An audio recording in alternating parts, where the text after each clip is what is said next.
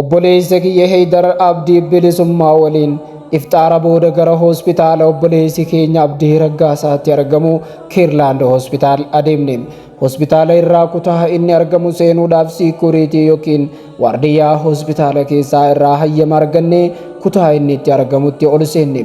Yommuun siree inni irra ciisu argu Abdii bareedaan mucaan abbaa simboo sun isa ta'uu adda baafachuuf waan na rakkiseef gungummii keenya dhagahee sagalee isaatiin maammee koo maaf ta'abdanii yommuu naan jedhu onneen kiyya tokko ijaan dunuunfattee keessatti boo'uudhaaf sigigaatti.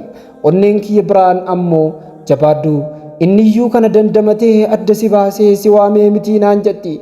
Aniif jabaachuu waan an qabuuf jecham sagalee isaatiin Abdii ta'uu ergan adda baafadhee boodam hangalkan walakkee isaatti bira taa'ee hamileessaa Rabbiin kadhachaa fi galaana namoota isa gaafachuuf yaa'an keessummeessaa obboleessa kiyya Haydar waliin bira turre.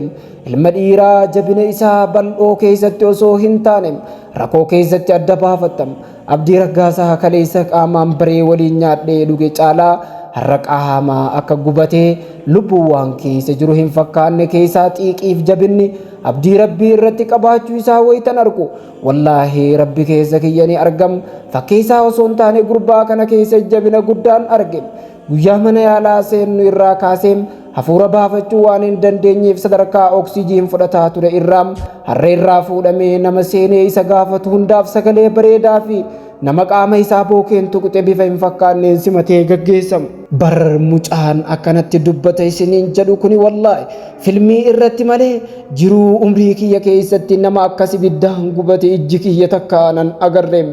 Suuraan guyyaa jalqabaa argitan Abdii nagaa nafa isaa dhiqatee bee fakkaatu malee waan miidhaan irra gahe hin fakkaatu. Kan kaleessa gadi bee ammoo hanga makka amanuuf isin rakkisu gartanii jirtan.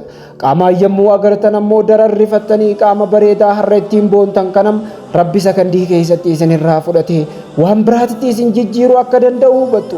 Boonaa fi maaltu nama tuqaa keessaa ni baatu. Nama jechuun edaan hanganuma akka jettan isin godhama.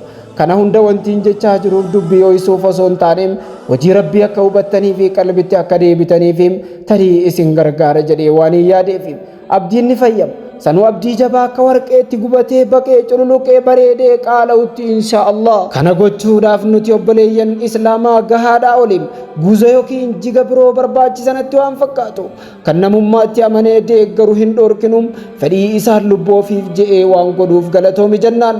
Kanneen gammachuu fi ililliidhaan burraaqaa dhiichisaa baacaa jirtan ammoo waan tokko isiniif haa himu.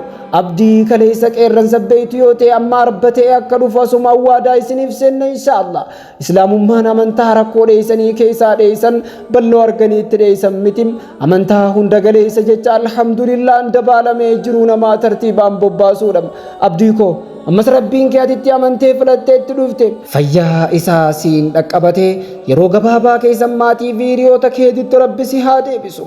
Obboleeyyan keenyam gargaarsii fi du'aayin keessan ammoo akkuma kaleessaatti itti hafuufum jajjabaadhaa abshiraa isiniin jennam. Keessattuu daa'ima abbaa isaa akka haadhaa godhate daa'ima kophaa isaa hafem kan abbaan isaadhaa sireerra ciisu jirum kan obboleessi abbaa isaa hidhaa jirum daa'ima kanaaf jenne abdii haa utubnu. Keessumattuu obboleessa keenya islaamaa kanu malee wabii hin qabne mee islaamummaadhaaf jecha obboleessa keenya haa utubnu har'a haa cinaa dhaabbannu haa deeggarru.